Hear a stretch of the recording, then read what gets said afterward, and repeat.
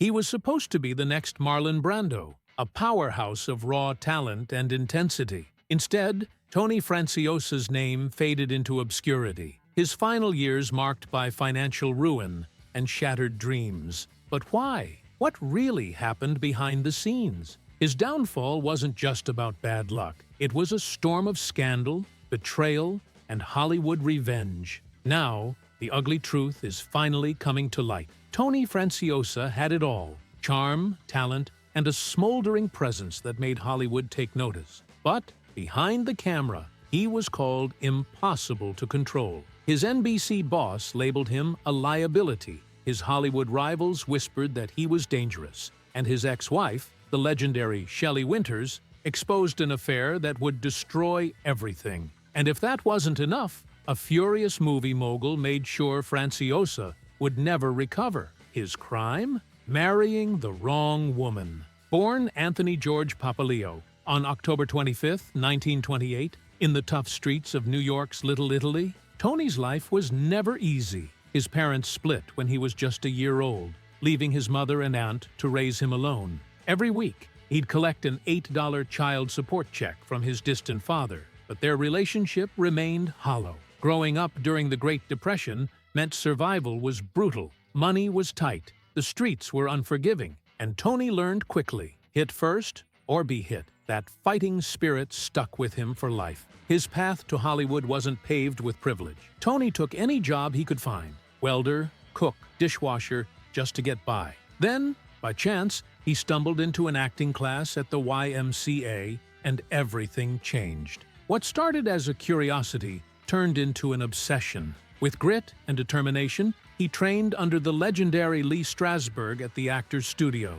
sharing stages with future icons like Marlon Brando, James Dean, and Ben Gazzara. His raw talent was undeniable, and soon Broadway came calling. His breakthrough role in A Hatful of Rain stunned audiences. Playing a man desperate to save his heroin-addicted brother, Franciosa brought an intensity so real it left people breathless. Hollywood took notice. The film adaptation earned him an Academy Award nomination, the peak of his career. But that peak didn't last long. Franciosa had a reputation: volatile, headstrong, unpredictable. On the set of the NBC series The Name of the Game, his temper became legendary. Arguments with directors, storming off set, outright refusing to follow instructions. He wasn't just difficult, he was dangerous to work with. By the second season, Universal had had enough. They fired him, making an example of what happens when an actor crosses the line.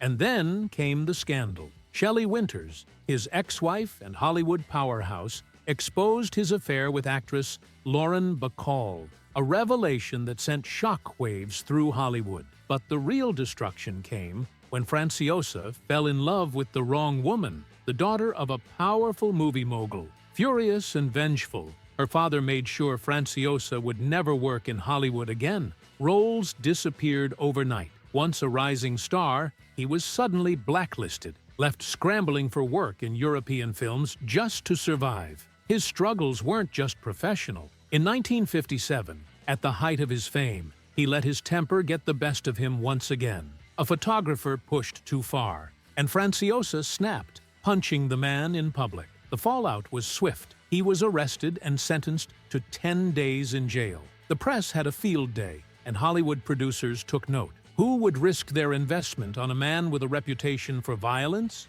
By the late 60s, the roles had dried up. The fiery young actor once compared to Brando was now a cautionary tale. Years later, he admitted he wasn't ready for fame, that he had been immature, reckless. But by then, it was too late. The big opportunities were gone, replaced by low-budget European films and occasional TV appearances. Tony Franciosa should have been a Hollywood legend. The weight of his past never quite lifted.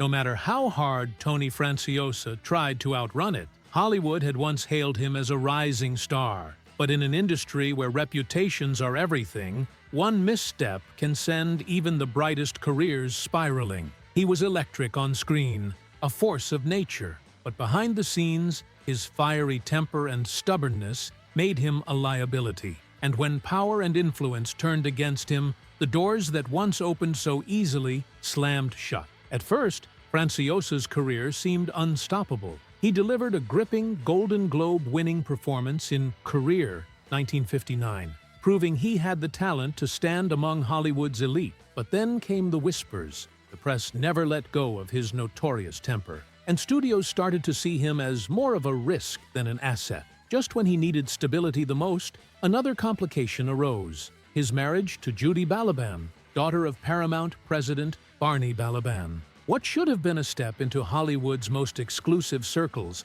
might have been the very thing that cost him everything. Rumors swirled that Balaban quietly pulled strings to blacklist him, and whether true or not, Franciosa's career began to crumble. By the mid-1960s, the roles that once came effortlessly started slipping through his fingers. The high-profile films dried up, and soon he was seeking work overseas. Hollywood had its favorites, and Franciosa was no longer one of them.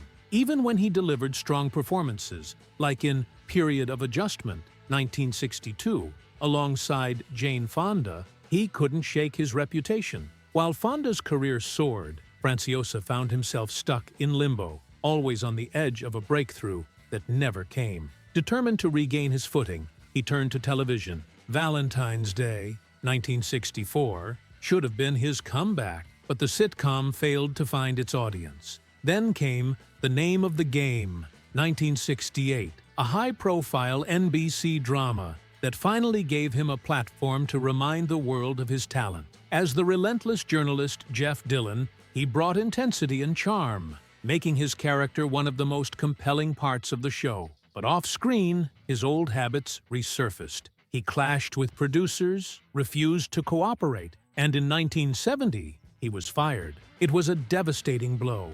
His departure marked the beginning of the end for the show, but it also signaled something worse. Hollywood's patience with him had officially run out. With major roles slipping away, Franciosa tried to reinvent himself again. He took the lead in Search, 1972, and Matt Helm, 1975, but both shows were short-lived. By the 1980s, Hollywood had moved on. He found some success in European cinema, starring in films like The Cricket, 1980, and Dario Argento's Tenebra, 1982, which became a cult classic. Yet, despite strong performances, he was no longer the star he once was. The Hollywood machine that had built him up had also left him behind.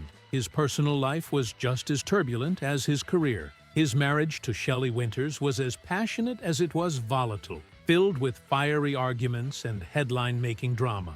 Winters later joked that if sex were an Olympic event, Franciosa would have been the captain of the team. Their relationship burned hot but fast, ending in divorce. His next marriage to Judy Balaban came with its own complications, especially if the rumors of her father's influence were true. Then came Rita Thiel, a woman who finally brought him some stability. She stood by him through his struggles, helping him temper his fiery personality. They built a life together, raising two sons, one who became an actor, the other choosing a quieter life in organic farming. But Hollywood never forgets, and it rarely forgives. Franciosa spent his later years working steadily, but never reclaiming the stardom he once knew. Then, in a twist of fate that felt almost scripted, his past came rushing back. On January 14, 2006, Shelley Winters, his first great love and most volatile relationship, passed away.